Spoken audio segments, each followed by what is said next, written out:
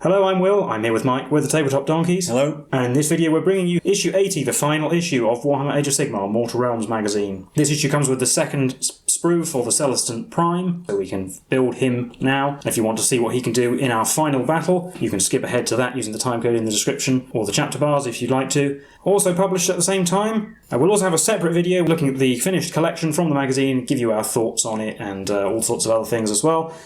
So you'll be able to find that in the description as well. But we'll have a look through this issue first. There's actually no lore in this issue. We've actually just got 2 certificates for the Stormcast Eternals and the Nighthaunt players to certify that they have completed the Mortal Realms collection. Well, in this case, a tactician worthy of commanding the greatest Stormcast Eternals in battle. There's a picture of Sigmar there with his hammer. Oh, on the back is the same, but in a different orientation, and one for the Nighthaunt. So the player has become a feared commander of the Nighthaunt in battle. And then finally, the painting guide for the Celestant-Prime. We had the build instructions in the previous issue, where it recommended keeping the wings separate and to the main body, for reasons that will become apparent.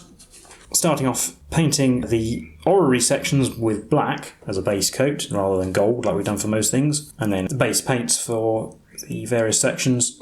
Painting the orrery and the various swirly bits itself, and actually suggests mixing some colours to make purple colours, because they haven't given us a purple paint with the magazine. So starting off mixing a dark purple using corn red and Cantor blue, and painting some of the swirly bits of this colour, although some also just plain Cantor blue itself, and then mixing with a medium and a lighter coloured purple, and as it shows here, using those and white scar to give them a sort of a swirling celestial phenomena kind of effect, like comets and shooting stars and things. Then using Calgar blue and then Calgar blue mixed with white scar to do the same for the blue section. And it suggests actually using little dots to give you a stellar effect, or the effect of comet trails, and also different coloured spheres and things amongst all of these bits. Then after that it just gives you the instructions for painting the body, which is much more like we're used to for Stormcast Eternals. So obviously gold armour and red outer cloak, white inner cloak, and various other details. Then just some finer details, and then finally, once you've painted all of that and painted the wings white, you can then stick them onto the back, and that is what the finished model looks like. And then again from behind. So that is it for the contents of this issue. Now we'll see his war scroll and get on to the final game of Age of Sigmar Mortal Realms magazine. So I'll hand you over to Mike, and we'll get on to that.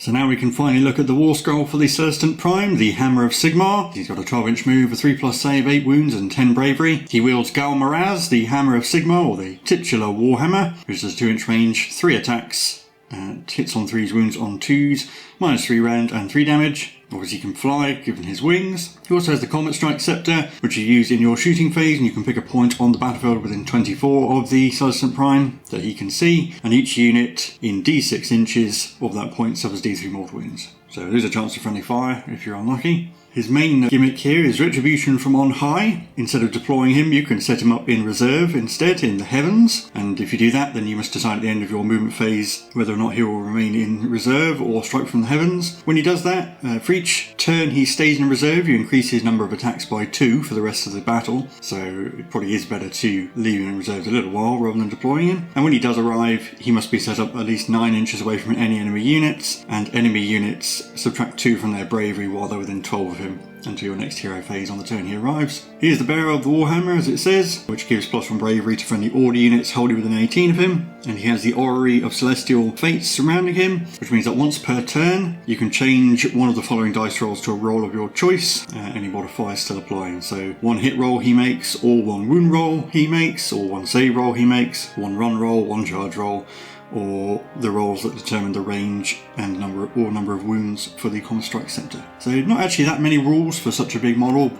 And there you can see there's the tutorial for the Comet Strike Scepter, which is fairly easy. It's fairly similar actually to the Briar Queen spell. There's Retribution down high there, telling you how many attacks you have on the turn that he arrives, and some tips on using the Orrery of Celestial Fates. We're into the backstory for our final game, The Last Stand. The battle in the Forge of Rek'zhar is still raging. Things seem to be looking bad for the Stormcast, but possibly the timely arrival of the Celestant-Prime will be able to turn the tide in their favour, or the endless hordes of Nighthaunt to bring them down. We shall see. And you can see our forces list there, very similar to the other games. And then we're into the battle plan of the same name, The Last Stand. Obviously this takes place in the Realm of Fire. You can see the battle map there, it's just 4 of the battle maps set out, and we've got a triangular shaped territory each with 12 inches from the middle of the board to the furthest point of the triangle. We're using 6 terrain pieces this time rather than the usual 4, which will probably be most of the collection. We might just put all of it out anyway. The Nighthaunt player begins deploying first, and then the game lasts for 5 battle rounds, and whoever has the most victory points at the end wins. You get a victory point for each enemy unit that is destroyed, plus an additional victory point for each enemy hero that is killed. And there is another rule here, Mighty Armies, where at the end of each turn, each player may set up 1 unit from their Mortal Realms collection on the battlefield for each of their units that was slain during that turn. And those units can be set up anywhere in the battlefield, more than 12 inches away from any enemy units. Although it doesn't say what sort of order you do that in, so starting with Heroes 10 is, well, that seems the fairest. And then for the armies, the Nighthaunt get 4 hero choices and 7 troops choices, while the Stormcast get 2 hero choices, 7 troops choices, and the Celestant-Prime. So that's all very simple. We'll go have a look at the armies we've chosen to start with and get straight into the game. So I'll start with a look at the Nighthaunt army. The one of hero choices, I brought Lady Olinda so I can use her, so she'll be my general so I can use her command ability. Then I have a Shroud Girl battalion with the Knight of Shrouds and 2 units of Plaguegeist Revenants. And then the Guardian of Souls. Well, the 5 units are a unit of Mindmore Banshees for the extra deny, a unit of 5 Hex Wraiths, unit of 5 Grimghast Reapers, 5 Dread-Scythed Harridans, and a unit of 10 Chain Rasps, because it's been a really long time since I've had those, and they were mainstay of my army at the beginning. Also, if they die, I could possibly replace them with something better, like the Mortis Engine. So as I said, Lady Linda will be my general, so I can use her command ability, and I'll give the artifacts of power I have. I'll give the Cloak of Mists and Shadows to the Guardian of Souls, and the Black Amulet to the Knight of Shrouds. And now we can see the Stormcast army. So, obviously you can see the Celestant-Prime in the middle, and then the 2 other heroes are Zandria Azurbolt, the unique hero for Mortal Realms, so I thought I might as well bring her, and Lord Ordinator. And to be honest, this army is built around bringing the Lord Ordinator and 2 ballistas, just because I've always wanted to do that. One of them will be in a Hailstrike battalion with the unit of Castigators behind the Lord Ordinator. And in addition to that, we've got 3 Vanguard Raptors, 2 units of 5 Sequitors, and a unit of 3 Evocators. My general will be the Lord Ordinator. He'll have the command trait that give me an extra command point, because I feel like with units potentially arriving all over the place, extra command points for using on Blazing Fervour and rerolling charges would be pretty handy. And because I have a battalion, I get 2 artifacts. So he himself will have the Relic Sword, giving him an extra melee damage, and Zandria Azurbolt will have the Phoenix Stone to let her regenerate wounds. So I can't quite get the whole battlefield in one shot, so I'll just give you a quick pan over it. And you can see we've got our forces deployed. And you're actually seeing the entire terrain collection. We just decided to use all of it, so we're counting the bell tower as part of the Azurite Ruin. I'm doing a quick overview of the terrain. We have the deadly time-worn ruins over on the left. We have a mystical storm vault, although we're not counting those slabs. Then we have a sinister statue of Sigmar, a damned fallen head of Sigmar. We have the mausoleum, which is arcane, and then the inspiring Azurite ruins. And obviously we deployed. I started and finished deploying first. So over on my left you can see the Knight of Shrouds and the 2 units of Plaguegeist. You have the Dread-Scythed Harridans with the Guardian of Souls behind them. In the middle is the Chain Rasps with the Mindmore Banshees. Then the Grimghast with Lady Olinda behind, and the Hex Wraiths over on my right flank. And then my deployment, we've got the 2 ballistas at the back with the Lord Ordinator in the middle between them. He's surrounded by the Vanguard Raptors. In front of them is Zandria Azurbolt, the Knight Incantor, and the Castigators. We've got a unit of Sequitors on either side, and the Evocators just off centre in front of one of the ballistas. And the Celestant-Prime is deployed in the Heavenly Realms. You arrive later because he gets more attacks if you do that. So I start with 1 command point for a warscroll battalion, and the Stormcast start with 2 for a warscroll battalion and a command trait, and we're rolling off for the first turn. I win the roll off. So I think I'll make the Stormcast go first, because I think a lot of their shooting is going to be in range anyway, and if I move up it's just going to guarantee that's the case. I might even move into spell range as well, and if anything dies I can bring in a unit to replace it. But yeah, anyway, we'll head into Stormcast turn 1. So I gain command point, and then we'll do some spell casting. We'll start with Zandria doing Spirit Storm, needing a 7. Yes, gets a 7 exactly. We'll try and combine with Lady Olinda. She only gets a 7, so that is successful. So that goes off, nothing in range to do any mortal wounds, but it might hamper some Nighthaunt charges later. And the Evocators will try and cast Empower, needing a 6. They get it with a 12. And I'll put that on the ballista behind them, which is the one that's part of the Hailstrike battalion. Should have said that at the beginning, I suppose. And then everybody's moved up a little bit. The Castigator's moving a full 5 inches to try and get some other things in range, with Zandria following them. And everyone else is just spread out a little bit because we've got a sort of 12-inch exclusion zone of where the Nighthaunt units can come in. The Vanguard Raptors don't need to move, or won't move, because that will decrease their range, and we'll be on to shooting. So the Castigators will start shooting. The 2 at the front are in range of the Dreadscythe Harridans. The other 2 can only get in range of the Chain Rasps. As usual, always re-rolling 1s to hit. So we've got the Prime and a friend shooting at the Harridans on 3s. 2 1s to re-roll. That's a good start. The Prime actually hits on a 2, but they both hit. These wound on 3s. Yes. 4+ saves, made 1. 6 to ignore. No. Dead Harridan. Shooting at the Chain Rasps. Hit twice, wounding on 3s. They do. 5+ saves for Chain Rasp, made 1. 6+ to ignore. No. Dead Chain Rasp. So we lose a Harridan and a Chain Rasp. Next we'll do the ballista that's in the Hailstorm battery, which has Empower cast on it, shooting at the Harridans. Yeah, it's the one on the left. 1 shot at this range, hitting on a 2, thanks to the Lord Ordinator, re-rolling if it misses because of the Castigator shot at them, which is good because that's a 1. There we go. It does d6 hits, 5. Wounding on 3s, re-rolling because of Empower. Oh, they'll wound anyway. 4 pluses, made 2. 6 to ignore, didn't ignore any, so there's 1 Harridan left. 1, 2, 3. I think I'm going to leave that Harridan alive, because if I kill it, then I'm going to just bring in a Mortis engine on top of me, so I'll make them work to get those Harridans back with Spectral Lure, and instead shoot the Vanguard Raptors at the Mile Banshees, because I want to get rid of their +1 to unbind. So 3 shots hitting on 2s. Oh, we got a miss. No mortal wounds. No mortal wounds, wounding on 3s. Yes. 4s. Failed both. So that's 4 damage. Yeah, 6 to ignore. Oh, I ignored 1. Dang it. Yeah, I know. There's 1 Banshee left. Well, fortunately 1 survived, otherwise I'd have a Mortis engine turning up. And then we've got the remaining Ballista, which can see the Hex Wraiths, so it'll shoot a shot at them. Hits on a 2, not re-rolling.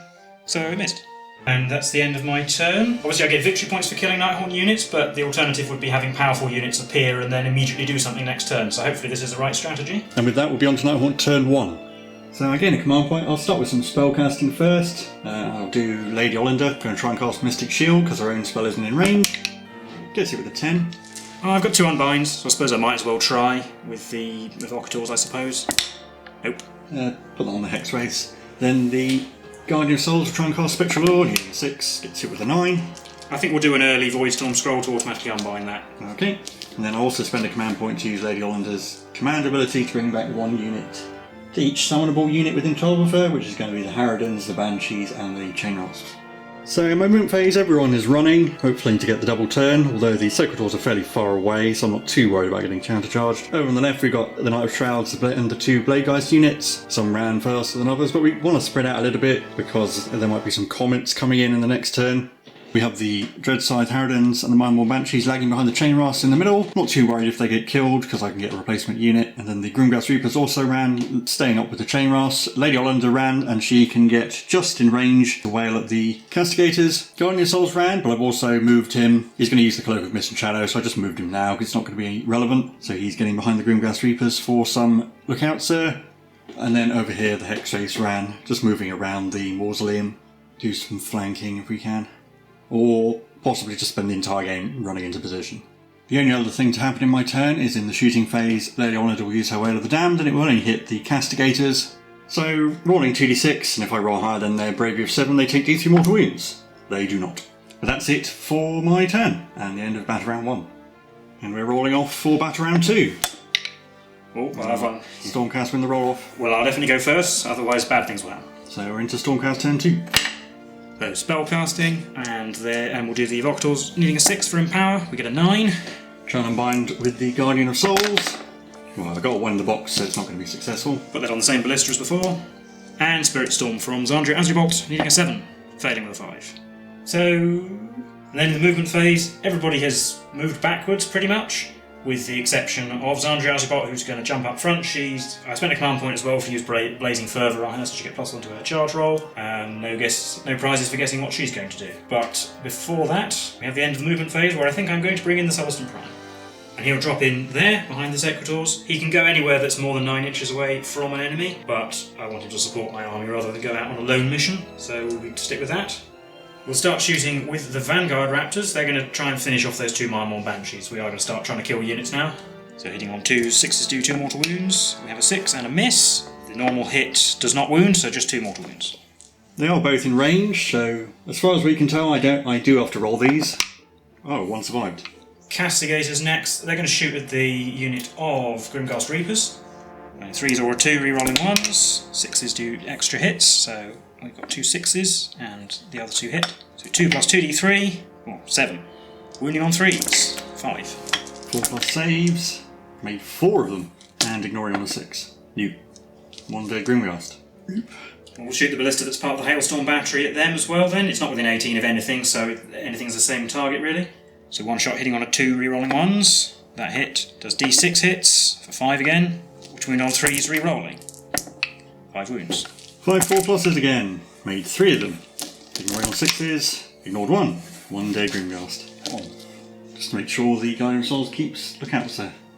And the remaining ballista is going to fire a single shot at the 2 remaining Dreadside Harridans, which hits on a 2. It did hit this time. It does d6 hits. 6. Wounding on 3s. 3. 4s, made 2. No ignoring, so 1 dead Harridan. Just the Sasha Crane again. Still no victory points for the Stormcast.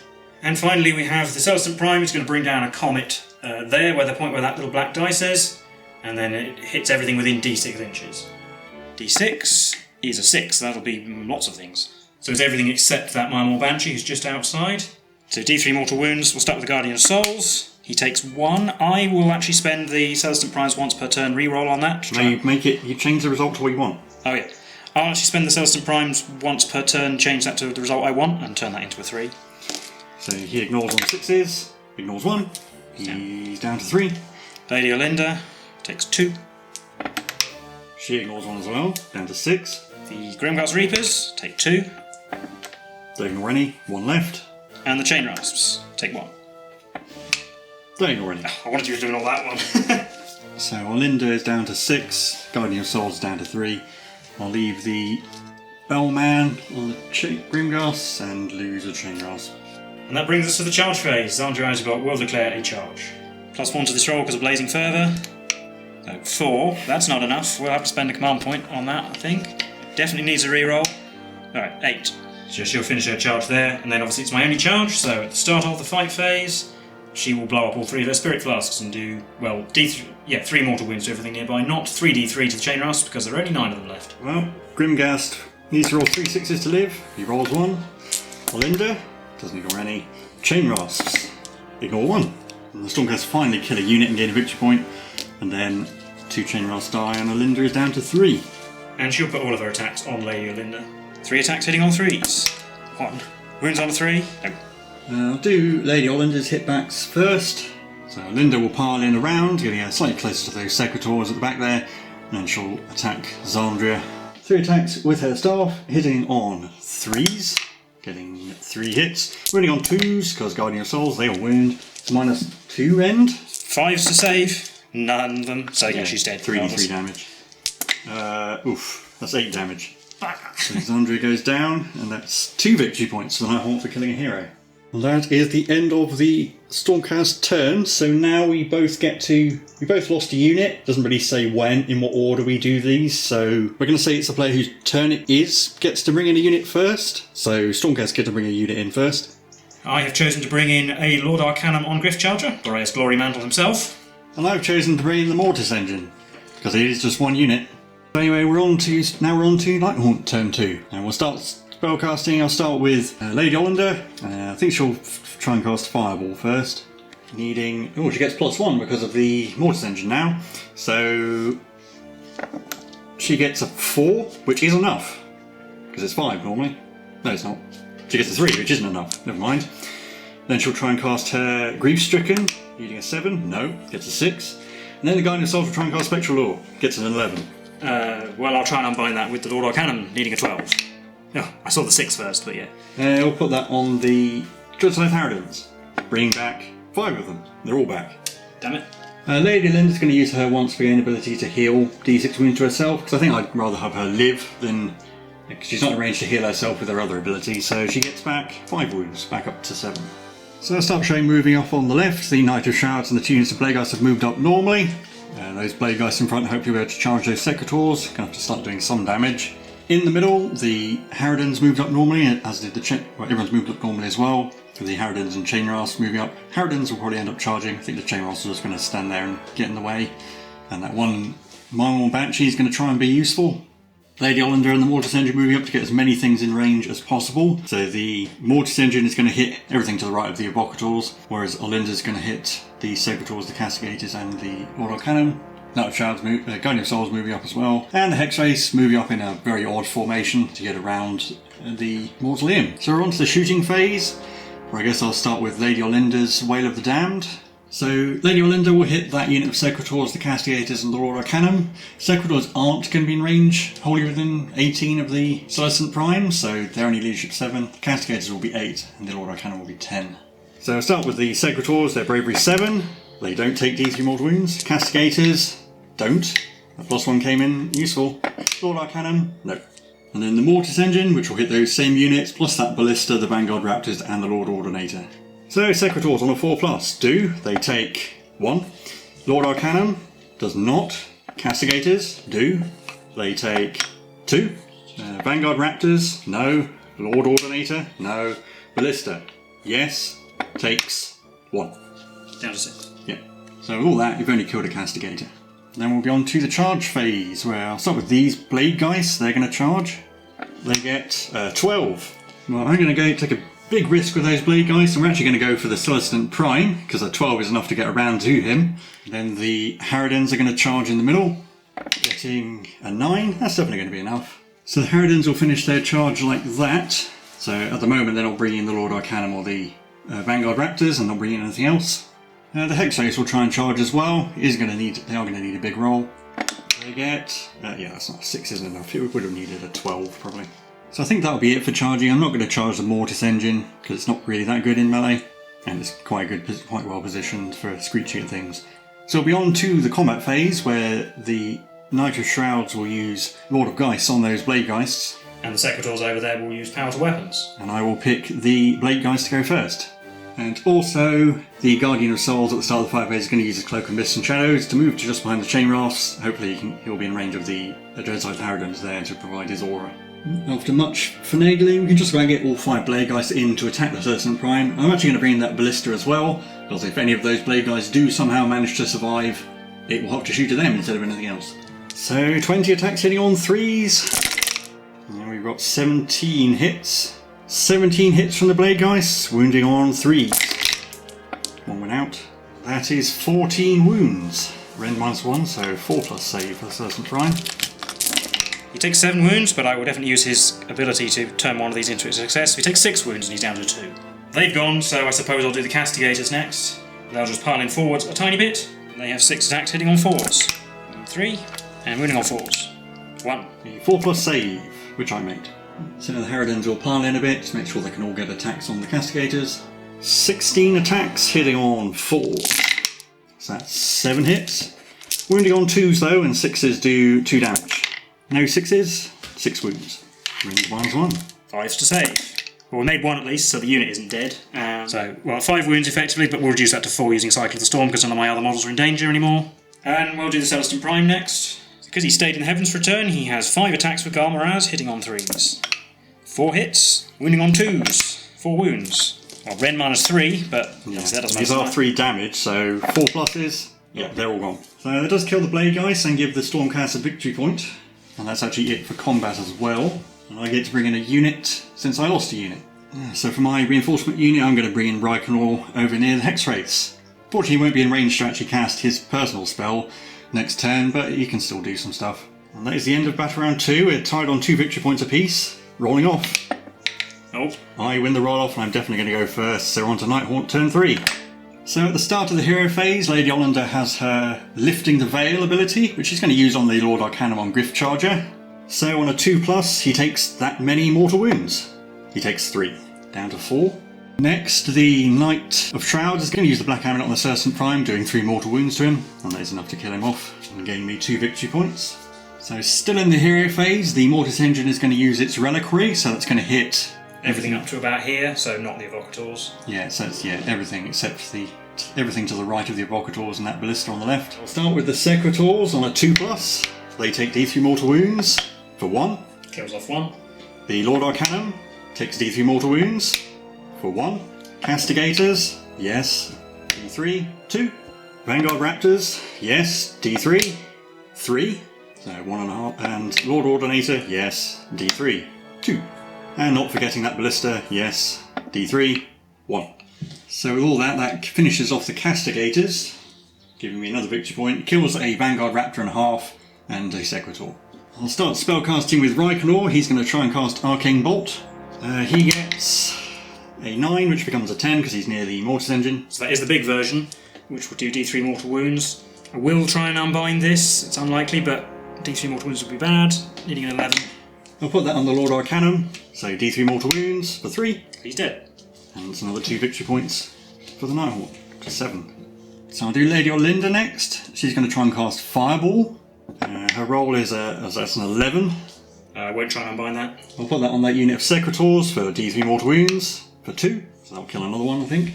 Then she'll try and cast Grief Stricken. She gets a 10, so that is successful. I won't try and unbind that. So she'll put that on that unit of Secretors. So that unit has -1 to hit, and other units have +1 to hit them. And finally, the Guardian of Souls will try and cast Spectral Lure. He fails. And the very last thing that happens in the hero phase is that the Mortis Engine might get a bit hot. No. So we're going to go from left to right again. The other unit of Blade Guys has moved up into the position their compatriots were before they charged. Now I've tried to move across just to sort of get more central with the rest of my army. The Mortis Engine has moved to the middle, so now it's in range of absolutely everything for its whale ability, as has Lady Olinda, with the Dreadscythe Harridans and the Chain Rasps forming a wall between the Stormcast and her. Guardian of Souls moving up into the middle again, just trying to get some aura projection.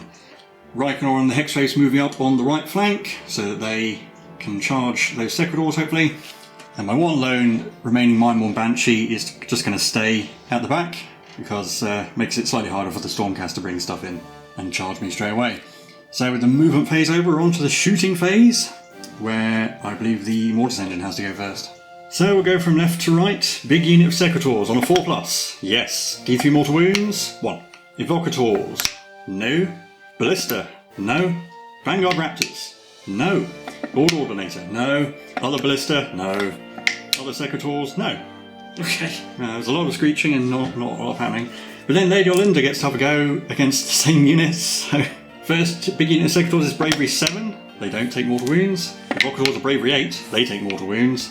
D3, 1. Ballista is 7. That's not enough. Vanguard Raptors, no. Lord Ordinator's 9, no. Other Ballista, no. Come on. They do. D3 mortal wounds for 3. That's the Secretors. Secretors, Yeah. the smaller unit. Yeah. Yeah, not terribly effective. There's some mortal wounds done here and there, and then a Secretor on the end dies. Well, these Secretor-Prime, actually. And then we'll be on to the charge phase. I'll start with these Blade Guys here. They're going to charge. They get a 4. That's probably not going to be enough. I will re-roll that. Into an 8, that's enough. Show the charge results after. Hexwraiths are going to charge as well. Getting a 5. That is going to be enough. And Reikenor, 3. That is just going to be enough. So I'll show you some charge results. The Blade Guys get into those Secretors. Over here the Hexwraiths are going round the Secretors. See if we can get towards that Ballista, and Reikenor has to go for his very short charge and get in. Finally in the middle the Dreadscythe Harridans will try and charge something. Harridans get a 6. That's something I have to get them into something. So they're going to finish their charge like that. We'll bring in the Vanguard Raptors, but we are far enough away that they aren't going to be able to use their Overwatch ability effectively. And then at the start of the fight phase, the Nighthaunt is going to use Lord of Geist on that unit Blade Geist on the left. And then the Secretors fighting Reikenor have to do power to weapons, because they don't have any shields. The other ones fighting those Blade Geists will do... I think they'll do power to weapons as well. Also at the start of the combat phase, the Guardian of Souls will use his Cloak of Mist and Shadows to move. So he gets to that spot there, just at the other side of the Mortis Engine, and now that the Blade Geists have piled in, they are wholly within 12 of him to get the +1 to wound rolls. 20 attacks from the Blade Geist, hitting on 3s. Ooh, not as good as the other ones. So that's 11 hits. Wounding on 2s though, getting 10 wounds at Ren -1. 5+ saves, rerolling 1s, no 1s, and 3 successes, so that will be 7 wounds. So That is 7 wounds, leaving just the Prime.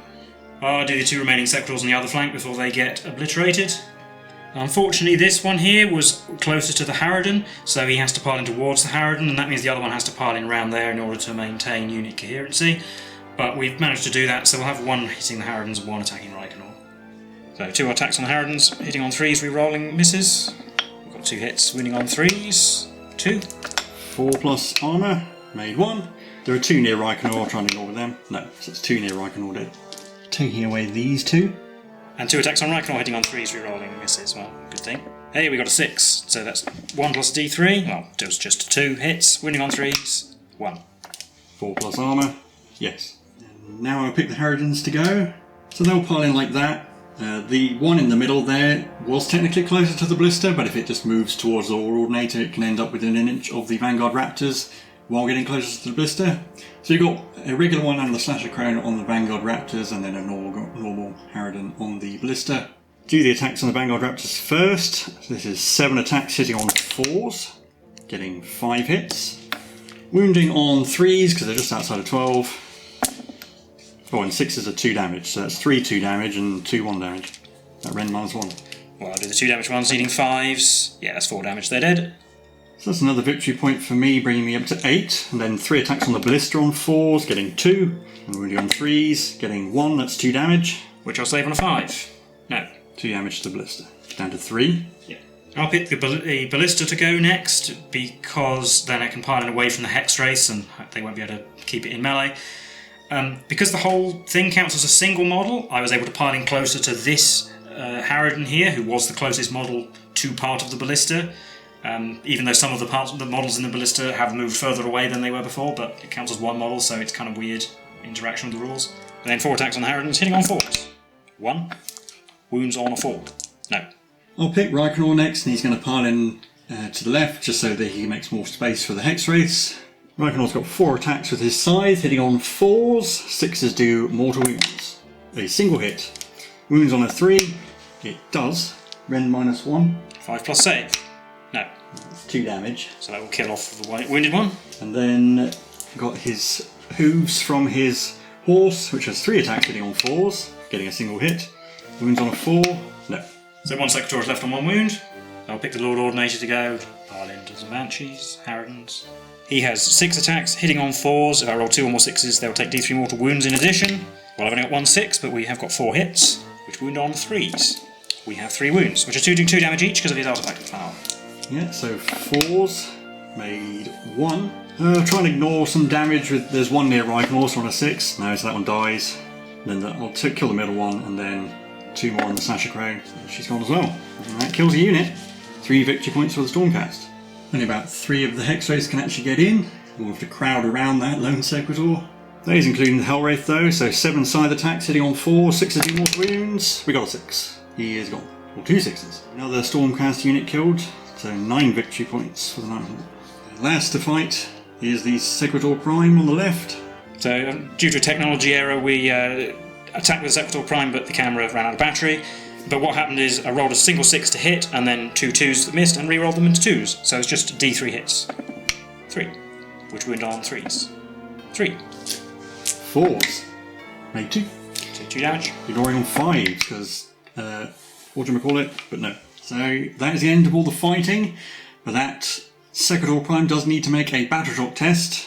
But I think I'll spend a command point to automatically keep him here. So that does save him a victory point. And then that'll be it. Nighthaunt have 3 victory points to 9. Nighthaunt have 9 victory points to the Stormcast 3. So I lost 1 unit this turn, and then the Stormcast lost 5 units. Yeah, so there's going to be a lot of Stormcast turning up, so they might not be out of it yet. So for my 1 reinforcement unit, I brought in some Spirit Hosts just there to make it more inconvenient for the Stormcast to get to the Guardian of Souls. 2 of the Stormcast reinforcements up in the top left. We're a Knight Azeroth and a unit of Retributors. Near the Mausoleum. We've got a unit of Judicators, and then the other side 2 Evocators on Draklings and a Lord Arcanum on Celeste for Drakling. So there's the state of the board at the end of Nighthaunt turn 3, and we'll be into Stormcast turn 3. On to my turn 3. In the hero phase, we'll start with those 2 new units over there, casting some spells. Evocators will start with Empower. They get it with a 7. Try and unbind. With Lady Olinda, I suppose, so she can do 2. She gets an 8, so that is unbound. Actually, they're actually within an inch of the Arcane Mausoleum complex, so that was actually a +1 on the roll, but they might take a mortal wound as well, so we'll do that in a second. But it means I actually rolled an 8. Yeah, so they successfully cast. Yeah, and they'll put that on themselves. Other Evocators in the middle of the board will try Empower as well. They need a 6, they get a 7 as well. Try and unbind again with Lady Olinda. No. And finally, the Lord Arcanum, the new one, will try and do Arcane Bolt. Needing a 5, gets a 10, that's the big one. Try and unbind with Reikenor, I suppose. No. We'll put that on Reikenor, he's within 18 inches. Yeah. D6. D6 mortal wound, that one. Ignores it on a 6. No. And second Empower will go on this ballista behind them. Mausoleum might get hot on a 6. Of course. Invocators take D3 mortal wounds. 1. In the movement phase, the Adjudicators have actually jumped into the Mausoleum. They're going to garrison that, at risk of taking mortal wounds, but that should hopefully keep them safe from being killed. The Dracoline contingent have moved up as close as possible. Going to charge in and hopefully use damage. And in the middle, 2 ballistas have moved back their 3 inches. Evocators and the Lord Ordinator have moved to take up positions to charge. The Knight Azeros ran. He actually rolled a full 6 and got himself to there, which is important because he gets lots of Nighthaunt in his aura range. And the Retributors moved their paltry 4 inches and might be able to make a charge, we'll see. And the Sequitor will stay in melee with those Plagueists. On to shooting, we'll do the empowered ballista first. Obviously the castigator's dead, so no benefits from the battalion anymore. It's going to shoot the mortis engine, 4 shots hitting on 4s because of the Lord Ordinator. 2 hits, which are d6 each. 7. Wounding on 3s, re-rolling because of empower. Re-roll those fails into 6 wounds. One is 2 rend, so 6 armour. I rolled too many dice, sorry. Yeah, I rolled too many dice, but none of them were successes, doesn't matter. 6 to ignore. Ignored 1. 5 damage. It's down to 7 wounds. Mortis engine is down to 7 wounds. We'll mark that in a minute after I've shot the second ballista at it. 4 shots also on 4s. All 3 hits this time. 3d6 hits. 11. Wounding on 3s, not rerolling. So that'll be 8 wounds. 8 6s. Ooh, there's 3 saves. Ignoring on 6s. Didn't ignore any. So it's got 2 wounds left. Adjudicators can also shoot, and they are all going to shoot at the Mortis engine as well, try and finish it off. So Shock Bolt Bow hits, which is d6 hits, just the 1. Prime and everyone else on 3s or 2s. That's a miss, so we've got 4 hits, including the Shock Bolt Bow, which wound on 3s. 3, -1 rend. 5 plus armour. No. 6 to ignore. Oh, I'd ignored 1, but that is enough to take it down. And a victory point for the Stormcast.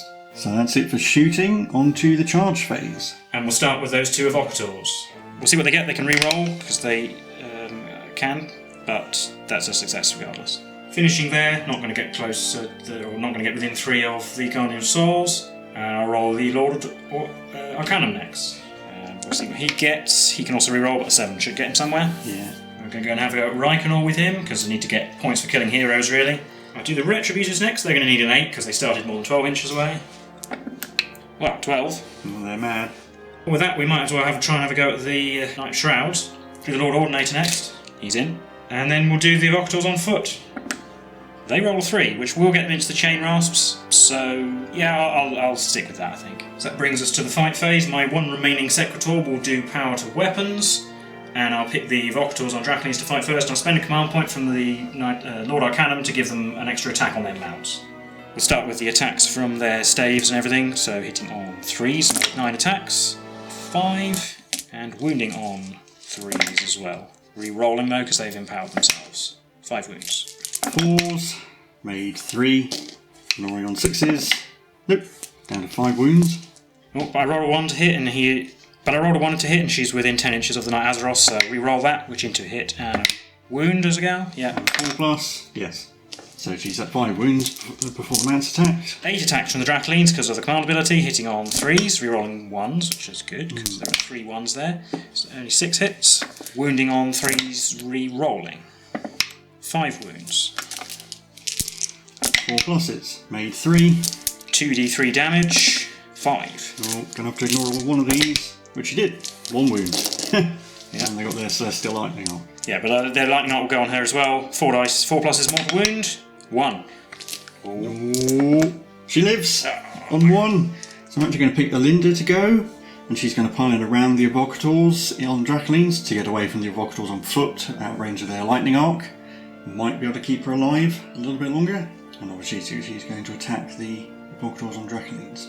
3 attacks with her staff on 3s, getting 2 hits, wounding on 2s, getting 2 wounds at -2 rend.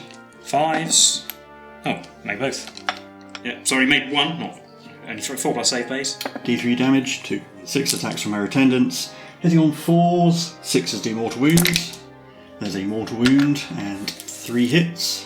These wound on 3s, getting 2. 2 4 plus saves. Failed both, so the total damage is 5, which will kill 1 off and put Prime on 4. 4 wounds on that one, Prime's down to 4. I'm going to pick the Lord Ordinator because those Blade Guys could potentially kill him. 6 attacks on 4s, re-rolling 1s, 2 or more 6s do mortal wounds. Well, we've got 4 hits and only 1 6. Wounding on 3s. 4. 4 pluses, made them all. I'm going to pick Reikenor to go next. He's going to stay where he is. I don't think piling in. Can't really pile in to get more Hexrace in. Reikenor's got 4 attacks with Fell Reaper, hitting on 4s, 6s do 2 mortal wounds. We got 2 normal hits, which wound on 3s. They both wound. -1. 4 plus. Made 1, failed 1, so 2 damage. He's down to 5 so far. And Reikenor's mount has 3 attacks on 4s, getting 1, wounds on 4. Nope. I'll do this Sequitur Prime next. It'll actually pile in that way slightly. 3 attacks, hitting on 3s, re-rolling everything because power to weapons. Well, re-roll, we got a 6, so 2 plus 2, 4 hits total. Wounding on 3s, 4. 4 pluses again, made 3. 2 damage. Ignoring on 5s, ignored 1. 1 Blade Geist dies. Take away this one. I think I'll do those Blade Geists next because the Retributors might finish them off. I think that guy will just pile in and then we can attack the Lord Ordinator. 4 attacks hitting on 3s, getting 3, and wounding on 2s, getting 3, -1 rend, so 5 plus. 5 plus base, yeah, or 4 plus base, yeah, he's dead, 3 wounds. That will finish off the Lord Ordinator. 2 victory points for the Nighthaunt. I'll do the Retributors next. We're going to pile into the Night Shrouds and try and take him down.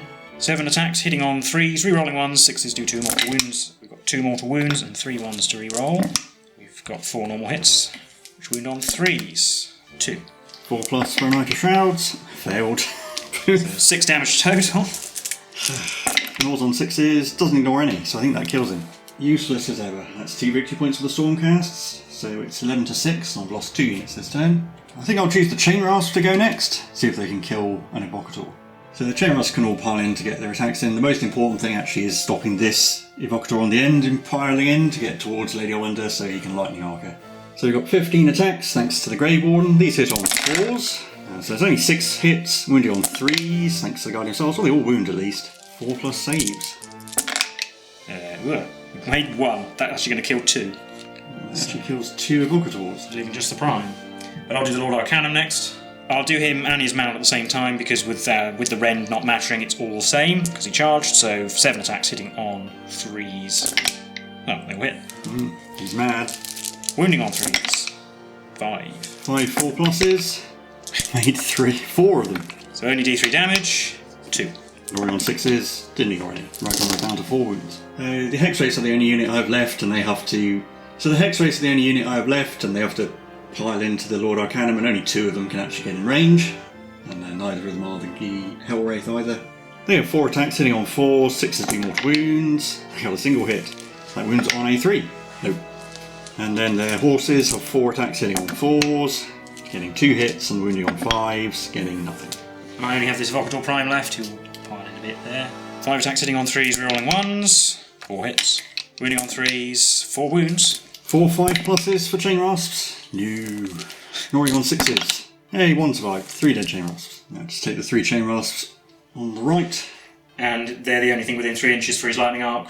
So 4s to do mortal wounds. So he did another mortal wound. Ignoring on a 6. No. Another dead Chain Rasp. Taking away that one. But they did their job. That's actually it for the Stormcast turn. And it's also the end of battle round 3. So at this point, I'm on 11 victory points and the Stormcast have 6. I've got 2 units to bring in and the Stormcast have 1 to bring in this turn. So I brought in 3 prosecutors over here. And I'm bringing in Kurnos Valentian and my other unit of 5 Harrigans, the one that doesn't have the Slasher Crown. Then we're rolling off for battle round 4. Well, I've won, and I'm definitely going to go first. So on to Stormcast turn 4. Only the one spell to cast, because both my Evocator units are down to one model. Which will be Arcane Bolt. On a 5. Nope. The Lord Arcanum also might get hot because of the hot terrain, which are on a 6. Nope. And the Judicators are in a hot terrain piece, so I suppose it should affect them. Ah, yeah, they take D3 mortal wounds. 1. And the Knight Azeroth will let off his Light of Aesir Lantern, which is only the Bladegeist and the Chainrasp are in range. So Chainrasp take D3 mortal wounds. 1. Ignoring on a 6. Yes. Bladegeist. 1. Ignoring it on a 6. Oh. On the Bladegeist. Yeah. That one. Also, the Stormcast will gain a command point, but on a 5+, Kurdos steals it. He does not. Retributors have also got too close to the Storm Vault, so they might take mortal wounds on a 6. Well, get it in the box. Inevitably, 2 mortal wounds. But the Storm Vault's mystical, so on a 6, he'll actually ignore those mortal wounds. No.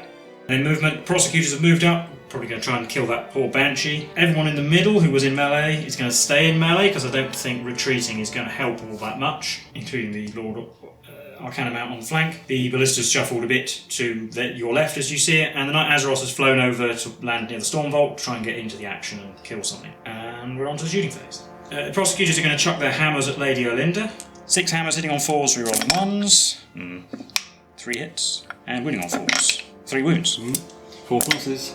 Failed them all. Triple 6. Oh, she made 2. That is enough to bring her down. 2 victory points for the Stormcast. Lady Olinda goes down. Now the Ballistas, this one here will shoot the Guardian of Souls. 4 shots on 5s now, because Lord Ordinate is gone, but rerolling 1s, because the Knight Azeroth, only 1 hit anyway. D6, 5, 3s, 3. 4 pluses, made 2, ignoring on 6, no, down to 2 wounds. And the other Ballista will shoot we'll shoot at him as well. Again, 5s, got 2 hits this time, which is 9 hits, winning on 3s, 5. 5 4 pluses, 3, ignoring on 6s. Yes, he ignored 1, so he'll live on 1 wound. Well, I'm going to shoot all the Judicators at him as well. Shockbolt Bow misses. Prime and other people hit 3 times. Wound on 3s, that's 2. 4 pluses, made 1. Come on a 6. Yes! He lives. Charge phase, we'll do the Prosecutors first. They roll 3 dice and get a 10, but I don't want to go that far. We'll go there, not bringing in the Spirit Hosts. And the Evocator Primal Dracoline has now become free, so he'll charge. A 5. He's going to charge the Guardian of Souls. He's probably just going to run away with the Cloak of Mist and Shadows, but he's close enough he can go and redirect into the Spirit Hosts if necessary. And I'll also make a charge with the Knight Azeroth, just to see what we can do. Well, I can go 7 inches. He will actually charge the Spirit Hosts directly, like that. Then we're on to the fight phase. This Sequitor Prime is going to do power to weapons. And then the Guardian of Souls is going to use the Cloak of Mist and Shadows. So Guardian of Souls is going to move over to join up with Kurdos and the Harridans. The Stormcast get to pick first. We'll pick this Sequitor Prime actually, because he might get killed by that Bladegeist. 3 attacks on 3s re-rolling. They all hit. That's a 6, which is 3, so 5 hits. And 4 wounds. All 4 pluses. Oh, failed 1. So that will kill the Bladegeist. Getting another victory point for the Stormcast up to 9. And I've lost 2 units this round. I'm actually going to pick Reikenor to go, see if we can finish off that Lord Arcanum this round. 4 attacks on 4, 6s do 2 mortal wounds. We got 3 hits, wounding on 3s, getting 2 at -1. So 5 4s. Oh, made both for once. And 3 attacks from the horse on 4s, getting 1. 4s, yes. 3 plus. Of course that does a wound. Yeah, down to 4 wounds on him. I'll do him next because the Hex Race might kill him. I have to roll separately, but we're attacking Reikenor and everything, so the staff on 3s, they will hit. They wound on 3s. We've got 2. 4 plus saves, made 1. D3. 3. He's got 4. Ignoring on 6s, nope, it's down to 1 wound. And Dracoline do it. 3s, only 1. And 3, yeah, that's a wound. On Reikenor, no, ignoring on 6s, yes, on 1 wound. I'll pick the Spirit Host to go next. So the Spirit Hosts will pile in, while I'm getting towards the Evocator and Dracoline, but they're going to put all of their attacks on the Knight Azeroth. 18 attacks on 5s, 6s do mortal wounds. There's only 1 6, and it looks like 5 regular hits. These are regular hits, wound on 3s, getting 4 wounds. 3 plus saves, failed 2, so he takes 3 damage, but he might ignore them on 6s because he is within range of the mystical terrain. No, he does not. Down to 2. I'll do the Evocator Prime on foot next. 5 attacks on the chain rasps, hitting on 3s, 3-rolling 1s. Well, they will hit anyway. 3s again. 4 wounds. 4 5+ saves. Yeah, they're all gone. Chain rasps are killed. Stormcast up to 10 victory points. And I've lost 3 units this turn. Now, since the Hex Racer says I'm going to pick the lone Marmor Banshee to go.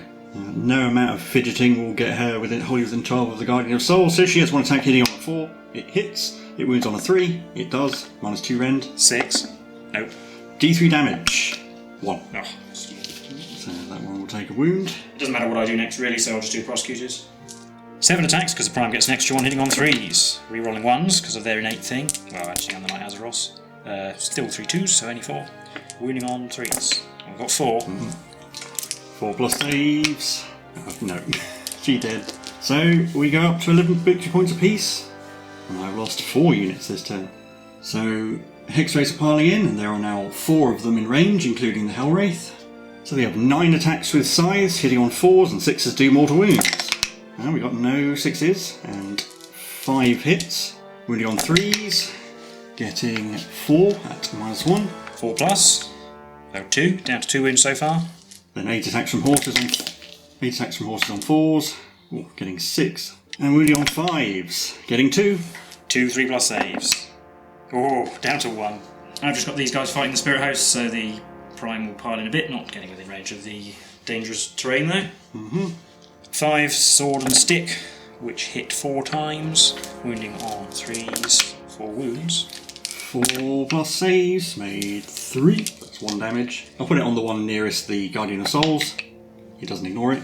Mount, 3s, rerolling 1s because of the Nighthaunt is nearby, only 2. Wounding on 3s, just 1. 4+, no. Charged, so D3 damage, no, 1. Ignoring it on a 6, no. So 1 Spirit Host is down to 1 wound. And the Lightning Arc does another mortal wound, or does a mortal. Didn't ignore that either, so dead Spirit Host. It's that one. And Nighthaunt will go, he'll pile in this way. 4 attacks on 3s, rerolling 1s because of himself. No. And 3s, 2 wounds. 4 pluses, made 1. Just 1 damage. Yep. So Spirit Host goes down to 2 wounds, and I think that's the end of the turn. You're on 11 points each, and I lost 4 units this turn. And I didn't lose any. So I'm bringing all my 4 units together. I've got a Spirit Torment, the Briar Queen, the 2 Chain Ghast, and another unit of 10 Chain Rasps. And with all of that, we'll be heading into Nighthaunt turn 4. Well, at the start of the hero phase, Reikenor is going to snuff out a corpse candle and do a mortal wound to that Lord Arcanum. Yeah, which will finish him off. Yeah, no way of ignoring that, unfortunately. And get me 2 victory points, go up to 13. So at the start of the turn, we're going to do all the hot terrain. So the piece near Reikenor and the Lord Arcanum does activate. So the Lord Arcanum's dead because he takes D3 mortal wounds. He's got 1 left. And Reikenor takes D3. He takes 1. He has to ignore it on a 6, which he doesn't. So he's also dead. So that gets 2 victory points for the Stormcast as well. So never mind Reikenor's spellcasting. Then we've got the Stormbolt. No. And the Mausoleum. No. Next I'm going to do the Guardian of Souls. He's going to try and cast Fireball. E5, gets 9. Going to do that on the Prosecutors. Yeah, can't unbind. D3 mortal wounds, 3. Just the Prime. And then I've got the Briar Queen, who's going to try and cast her spell. So she needs a 7, gets an 8, so that is successful. I'm going to target it on that point there, which will hit all of those Stormcast units. So now roll 2d6. If the roll is greater than that model's move characteristic or a double, they take a mortal wound and have their movement halved or something like that. Yep. So we'll start with that Secretor at the back. That is more, so he takes a mortal wound. The Evocator is fine. The Retributors do take a mortal wound. Which they might ignore on 6. Nope. That kills the Retributor. Then I think the Dracolines and the Nighthaunt are both 12, so I need to roll a double. Oh, I got a double on the Celestial Dracoline. And then the Nighthaunt, also a double. But he will ignore it on 6. Yes. Oh. And that is all of the magic onto the moon phase. So my moon phase down here, the units that have arrived are starting to move out. So these Chain Rasps are coming around this side to go after that Prosecutor. The Spirit Torment and Chain Ghast and Briar Queen are staying in the middle, and then Kurdos and the Harridans are moving up towards the top. Might be able to get a sneaky charge of that Secretor Prime and finish him off. And up at the top, the Hex Wraiths are going to go after that damaged ballista. Going to start with the Briar Queen. She's going to shoot at her rending scream at the Nighthaunt. 3 attacks hitting on 3s, rolling 1s. They all hit. Wounding on 2s. 1. Red -3 though, so 6 to save. Nope. Just ignore it. Might ignore the damage. Get it in the box. Might ignore the damage. Oh, he did. Then the chain gas will go after him as well. 2d3 shots. 2. On 4s, you're on 1s. Getting 2 hits. 2s. 2 wounds, -2 rend. 5s. Made 1. No damage on 6. No. Down to 1 wound. And then we'll be on to the charge phase. I'll start down here with these chain rafts. They get a 7. That should be enough.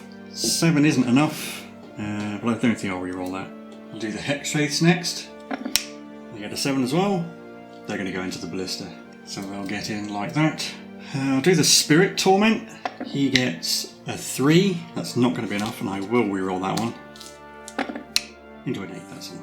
He's just going to go into the Knight Azeroth. I think the Harridans will try and charge as well. See if we get something high. Oh, a 2 is definitely not enough. And hey, Kurdos might as well charge as well, see if we can get in range of anything. An 8. And that does get him in the fight with the Knight Azeroth. I'm finished for charges. I'll pick the Spirit Host to go.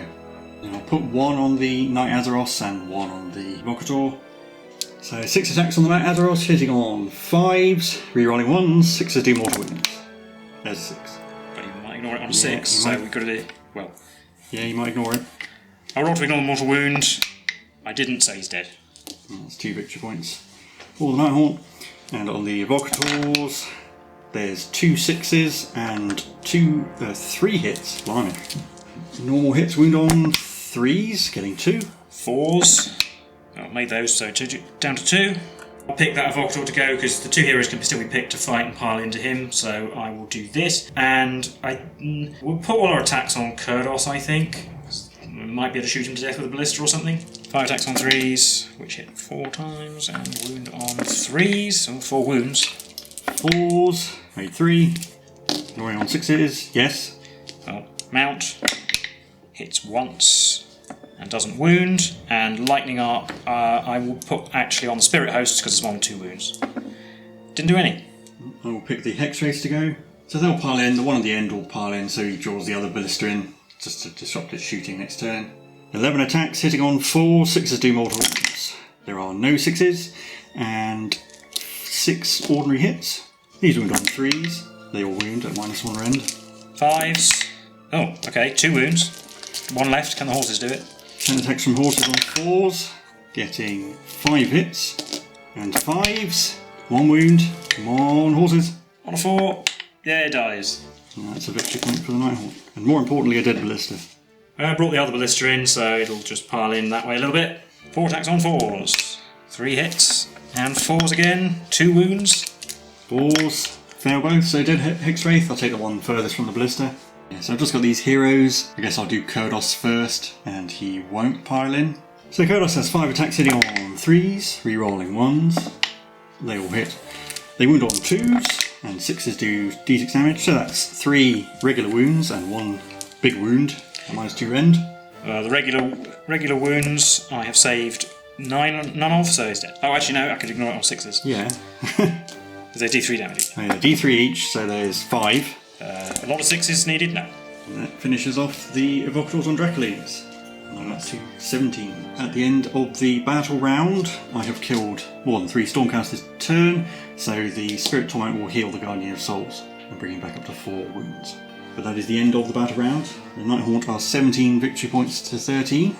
I should have 4 reinforcements coming at this turn, but I think I'll call the game at this point. I'll explain why.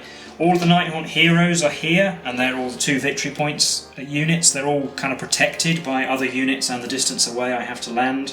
The Ballista is engaged in melee, so it can't shoot a hero next turn, even if I get to go first.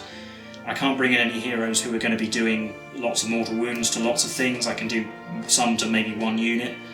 I think I'm going to struggle to kill 2 heroes, let alone more than that, which would only bring me up to a draw, or 2 units. Even if I bring in powerful units like Estrella Soulbright, I'm kind of out of options at this point, I think. And that's, of course, without losing any of my other, my 1 Prosecutor, my 1 Wound Sequitor Prime. Yeah, there's some pretty weak units you have. Yeah, or indeed bringing in anything else that they might go and jump on. They literally need basically 1 victory point to make it all but impossible for me to do that, and that's even without factoring in I'd have to win the turn roll off. So yeah, I think we'll say that's enough is enough. Yeah, so that'll be a Nighthaunt victory. Probably a bit of a Pyrrhic victory. We did lose Olinda and Reikenor. But we'll recap that game for you now. So that was the game for the 80th and final issue of Warhammer Age of Sigmar Mortal Realms magazine. How did you think that went? Well, quite a ride, really. It was up and down all over the place, but ultimately, yeah, obviously it did go in your favour, and I think that was in a number of things, because there was so much that happened in the game. There were quite a few key moments. I suppose starting at the beginning, my shooting wasn't very effective at the start, and then I sent in Zandra to blow herself up, and she really didn't do very much damage.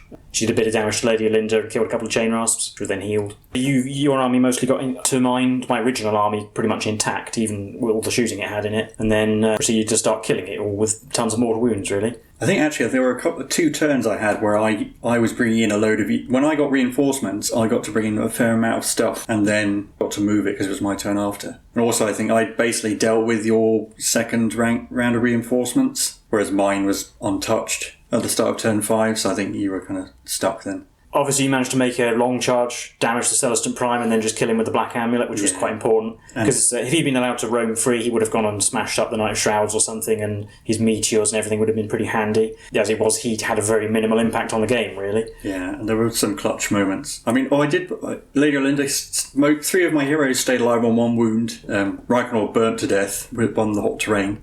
Yeah, I think you made at least 3 6s to ignore damage when they had 1 wound left, possibly 4. Yeah, I think the Guardian of Souls did it twice. Yeah, and when they're worth 2 victory points, that's quite important. And then, of course, the Guardian of Souls then teleported away. If I killed him, it would have perhaps swung a bit more in my favour, but yeah, you teleported him away and then managed to heal him again. Same with, if Reikenor had gone down to the Lord Arcanum, then, well, the Lord Arcanum, I suppose, would still died to the dangerous terrain at the end, the turn after, but nevertheless. Yeah. Well, I mean, Olinda surviving would have been important if I had gone first that turn. There would have been a lot of things in range of her reach. And I would have used her command ability to bring a load of stuff back as well. Yeah. I think you got the first of the double turns in the game, which was quite important in terms of what you were able to do, because, for example, I brought in a Lord Arcanum who did nothing. He got mortal wounded to death. All 7 wounds of him just died to all those mortal wound effects and spells and things. And obviously did a huge amount of damage to the rest of my units. In fact, I think I was lucky you didn't roll that well for Lady Olinda and the Mortis engine in general. It probably lasted longer than I thought it would, because either you would have shot everything to bit, or Olinda and the Mortis engine would have screeched everything to death. Yeah, but neither my shooting nor those effects were actually very effective. I managed to kill the Mortis engine with a decent amount of shooting. It took, I think, all my shooting to do it, but the fact I had rend on all my attacks meant it's actually easier to kill than some of the Night one are. That was probably worth it, because it was only worth 1 victory point. Yeah, it did, for what it did a huge amount of damage. Obviously, as well, of course, the units we brought at the start of the game were worth 2 choices, following the normal army building rules with the magazine, but then when we were bringing stuff in, it just said bring in a unit from your Mortal Realms collection. So, yeah, we were bringing in, as it were, 2 choice units all over the place. I had Dracolines and Lord Arcanums. You were bringing in the Mortis Engine and Kurdos and Reikenor. So we had a lot of powerful stuff on the table. We did unless you both sides somehow managed to take massive casualties, you probably wouldn't get through the entire collection in the game. Oh no, I still had plenty of heroes, and I did get through most of my units. Yeah, and I had things like, I had full units of Liberators I could have brought in, and quite a lot of heroes still left. I considered bringing in people like extra wizards for unbinding, and bringing in Neve Blacktalon because she's really powerful against heroes. But the trade-off to bringing in a hero, of course, is that they're worth more if they die, and I did lose a lot of heroes in this game as well. I lost 3 heroes, and you lost... Well, you lost 2 Lords Arcanum, and the Celestant-Prime, and a Knight Incantor, and the Lord Ordinator. Yeah, most of my victory points were from killing your heroes. Actually, of our initial armies, actually, you only had the Hexwraith left, and the Guardian of Souls. And I still had an Invocator Prime, and a Sequitor, and a Ballista left, so... Yeah. Fair bit of that survived. The double ballista with the Lord Ordinator thing, I've wanted to do that for ages. It wasn't as effective as it might have been at the start, perhaps, but then they came into their own, killing the Mortis engine and doing a decent amount of damage. Using Empower on them helps as well. I think you also rolled quite a lot of your 4+ saves. I think you made 7 out of 8 with your unit of Blade Geist at one point. Pretty sure towards the end I made... usually I would make all but 1 save. Yeah. It was pretty good in the last couple of turns. But then I think I rolled really well for wounding. I quite frequently got 5 hits and 5 wounds, or 4 hits and 4 wounds. I mean, your Lord Arcanum didn't whiff at all, I think. No, he finally had a decent game, and he would have killed Reikenor but for that That's 6. But then they both went down to the volcanic terrain, which was very active in this game, fittingly, I suppose. Well, you kept putting units next to it.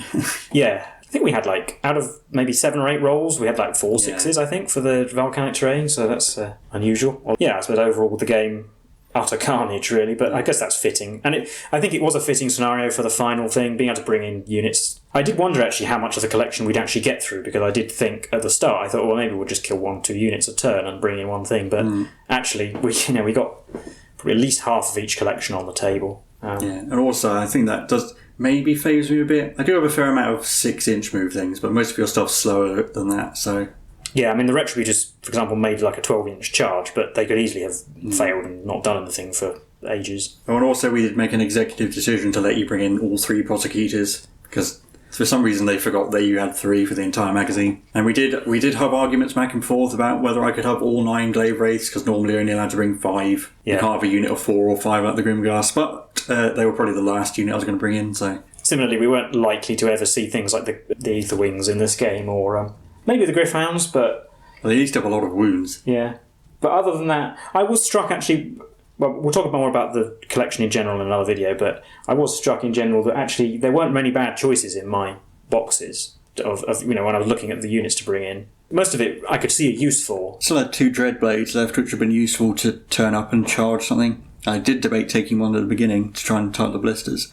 I had another Knight of Shrouds, 2 Lord Executioners, another Spirit Torment. Unfortunately, I had too many good heroes first, and they mostly stayed alive. I suppose we should actually talk about the Celestant-Prime in general as well. Yeah, he's a very impressive model. Kind of disappointed that I spent so long painting a miniature that was around for a turn and a half. I did try and convince you that you'd spent so long painting it, why would you want to kill it off immediately? But tactically it was obviously the sound right move. His abilities, well, I mean, to some extent there's a new book out now, so his abilities are kind of moot anyway for this one issue. But there is obviously the trade-off of bringing him in later for more attacks. I mean, you kind of have to get the most out of him. Yeah, I think either turn 2 or 3 is probably the best, but bearing in mind he has other effects as well, like the extra bravery, the being able to bring down meteors to do mortal wounds to things. So I hoped to achieve that. That's why I brought him in, for the extra bravery to help against Lady Olinda's screaming and also the meteors. Unfortunately, that meant his demise, and obviously it's a very impressive centrepiece model for the Stormcast collection. He's like the Mortis Engine and Reichenoid. He's certainly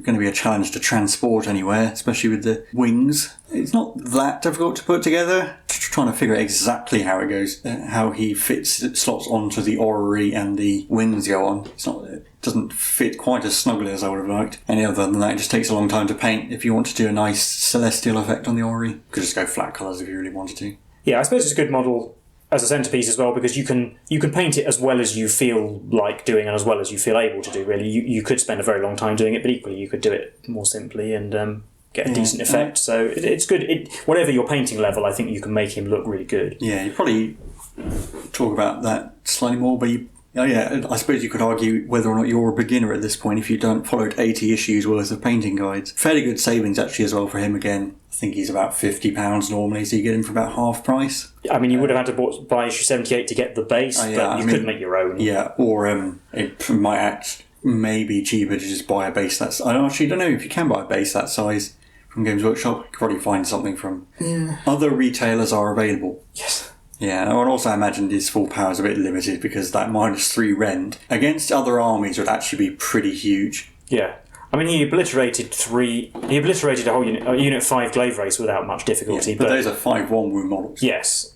He could have quite easily beaten, I think, any of your heroes in melee. Reichenoid would have been the toughest challenge, but it's more about how many attacks he's actually got at that point. If he'd had 7 in turn 3... Yeah, and I mean, and he's wounding on 2s as well. Imagine if he was going against like a unit of Retributors. That's just that he could probably wipe out a unit of 5 of those without much trouble. Yeah. And that's 15 wounds worth of models. Yeah. Ironically, because he was coming in via reinforcement, via his inbuilt reinforcement, he would always be having to make the 9-inch charge. Because he was in the starting army, if he hadn't been, and he could have been brought in as a reinforcement unit, he might have been able to move 12 inches to the next movement phase and be much closer. So, in a funny kind of way, he was the least flexible of the units I could bring in. Well, he does have his orrery, so you can actually make one of his dice rolls a 6 for the charge. Yes, that's true. That does help him with that. And also being able to like automatically pass a save roll and stuff is handy, but although apparently 5 glaive race can still... Yeah, he's not super duper tough, I suppose. And there's no invulnerable saves in this system. Which... He's actually got 1 more wound than a Lord Arcanum, for example. And obviously being a named character, you can't give him a command trait or an artifact or anything. And so, as we said, there will be a separate video going over the whole collection and discussing our thoughts on it. But otherwise, I don't think there's too much more to say about this game, and our other thoughts will be in that video. So, if you've liked this content and this series, do leave a like and subscribe. We don't know if Stormbringer's even going ahead, but we probably will cover it when it comes out. So hopefully we'll see you back for them. Otherwise, you can enjoy our 40k content. We were the Table Donkeys, and we'll see you another time. Bye for now.